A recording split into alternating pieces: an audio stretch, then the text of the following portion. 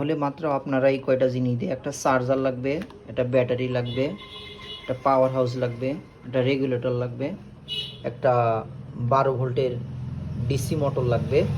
আর এটা আপনার এই যে পাখা পাখা আপনি একটু মোটাটা নেবেন। হ্যাঁ, এই যে এটা কিন্তু অনেক মোটা, ক্যামেরা তো বোঝা যায় না, এটা কিন্তু অনেক মোটা, মানে এটা সহজে বাঁকা হবে না। হ্যাঁ, আর পাতলা যেগুলো আছে ওইগুলো একটু হালকা, ওগুলো ব্যবহার করার দরকার নেই, কারণ এগুলো যখন অনেক জোরে স্পিডে ঘুরবে তখন আপনার এগুলা বাঁকা হয়ে যাওয়ার ভয় থাকে। হ্যাঁ, বাতাসটা বেশি লাগবে না। আর এই পাখাগুলো শক্ত হইলে, হার্ড হইলে আপনার বাতাসটা প্রপারলি পাবেন।